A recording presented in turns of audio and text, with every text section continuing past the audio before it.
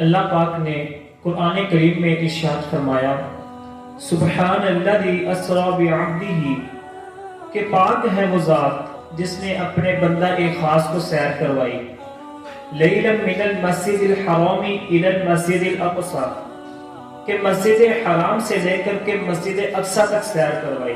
اللہ تعالیٰ نے اپنے محبوب کو بہت ہی عظمتیں عطا فرمائی ہیں۔ ان عظمتوں میں ایک بہت ہی بڑی عظمت کا نام واقعہ معراج ہے۔ معراج پہ میرے اور آپ کے آقا و مولا وہاں تک پہنچے کہ جہاں تک کسی کا خیال بھی نہیں پہنچ سکتا۔ کوئی فلک تیرا یار گیا، کوئی جا سدرات ہار گیا، ایک کالیاں زلفاں والا سی جرا رنگ عرشاں تو بھی پار گیا۔ اتنی عظمتیں، اتنی عزتیں نہ حضور صلی اللہ علیہ وآلہ وسلم سے پہلے کسی کو ملی اور نہ حضور کے بعد کسی کو ملی۔ وہ بلندیاں، وہ رفاعتیں، وہ سعتیں، وہ شان و شوکت، وہ عزت، وہ عظمت جو ان کا مقسوم ہوا۔ اور اللہ تعالیٰ نے اپنے محبوب کو اتنا نوازا کہ کوئی کمی باقی رہی ہی نہیں، اور حضور کے صدقے اس امت کو بھی نواز دیا گیا۔ بخشش کا وعدہ دے کر اس امت کو بھی نواز دیا گیا۔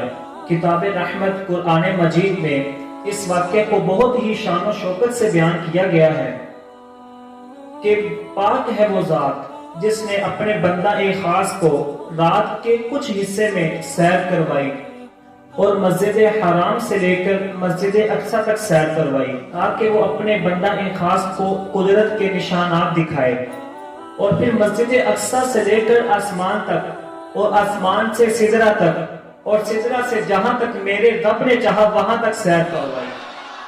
اور حضور صلی اللہ علیہ وآلہ وسلم نے جنت کی سیر کی اور دوزخ کا ملاحظہ کیا، اور مسجد اقصی میں نبیوں کی امامت کروائی، اور بیت المعمور میں اللہ کے محبوب کی جلوہ گری ہوئی، اور انبیاء علیہ السلام سے ملاقاتیں ہوئی، اور سب سے بڑھ کر اللہ تعالیٰ نے اپنے محبوب کو اپنا دیدار عطا فرمایا۔ رات کا مختصر حصہ تھا اور قلیل وقت میں حضور گئے بھی ہیں اور واپس آئے بھی ہیں، اور یہ لوگوں کے لیے بہت بڑا امتحان بھی تھا کہ کھڑے اور کھوٹے لوگوں کی پہچان ہونی تھی، تو لوگوں کے ایمان کا بھی امتحان تھا۔ کفار نے تو بہت ساری باتیں کی کہ یہ ہم کیسے مانیں کہ رات کے کچھ حصے میں حضور مسجد حرام سے مسجد اقصی تک گئے ہیں اور واپس بھی آئے ہیں۔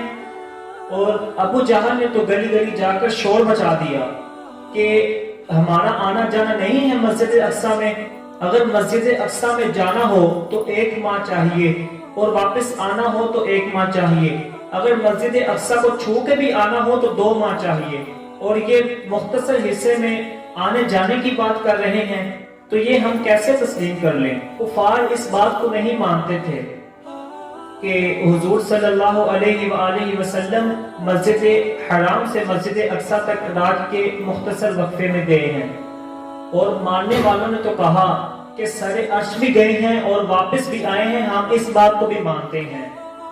تو ابو جہل نے گلی گلی جا کر کے کہا، وہ یہ سمجھتا تھا کہ میرے ہاتھ یہ چیز آ گئی ہے کہ جس سے میں لوگوں کو حضور سے دور کر سکوں گا، اور لوگوں سے پوچھتا پھرتا تھا کہ بتاؤ یہ بات ماننے میں آتی ہے۔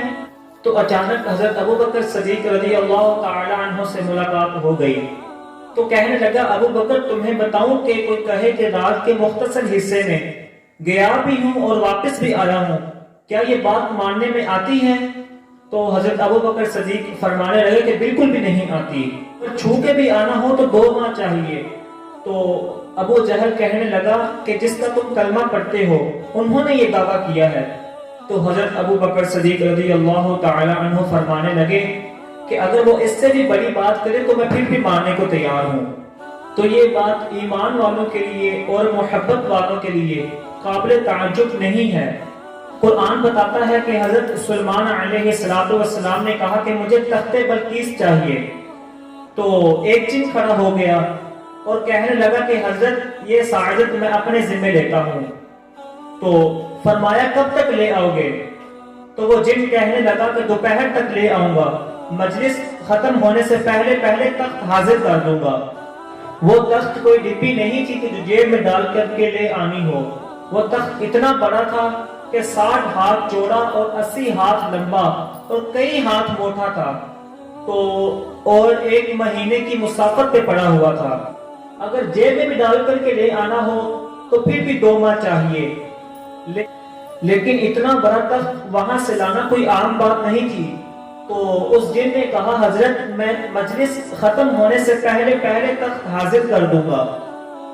قرآن پاک میں یہ ساری تفصیل سورۃ النمل میں بیان کی گئی ہے، تو یہ بہت بڑی پیشکش تھی، لیکن حضرت سلیمان علیہ السلام نے کہا کہ نہیں، مجھے اس سے بھی پہلے چاہیے۔ پھر وہ کھڑا ہوا کہ جس کے سینے میں کتاب اللہ کا علم تھا، وہ کھڑا ہو کے کہنے لگا حضرت یہ سعادت میں اپنے ذمہ لینا چاہتا ہوں۔ تو حضرت سلیمان علیہ السلام کہنے لگے کہ اس نے تو دوپہر تک کا ٹائم دیا ہے، تم بتاؤ تم کب تک لے آؤ گے۔ وہ زبور کا عالم تھا اور حضرت سلیمان علیہ السلام کا صحابی تھا۔ وہ بول کے کہنے لگا کہ حضور آپ آنکھ بعد میں جھپکیں گے، میں تخت پہلے حاضر کر دوں گا۔ کہ حضرت سلیمان علیہ السلام نے ابھی آنکھ جھپکی نہیں تھی کہ تخت سامنے پڑا ہوا تھا۔ بے ساختہ پکارا ھذا من فضل ربی، کہ یہ میرے اللہ کا فضل ہے کہ جس نے میرے ماننے والے کو یہ روحانی طاقت نصیب کر دی۔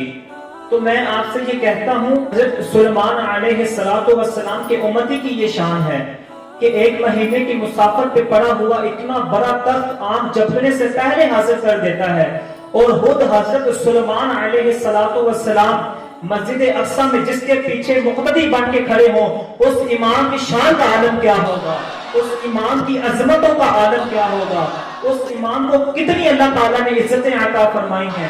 اللہ تعالیٰ نے اپنے محبوب علیہ السلام کو بڑی ہی عزتیں اور بڑی ہی عظمتیں نوازی ہیں۔ یہ میری خوش قسمتی اور یہ آپ کی خوش قسمتی کہ آپ حضور کے امتی اور میں حضور کا امتی، ہم ساری زندگی اس کا شکر ادا کرتے رہیں تو ہم اس کا شکر ادا نہیں کر سکتے۔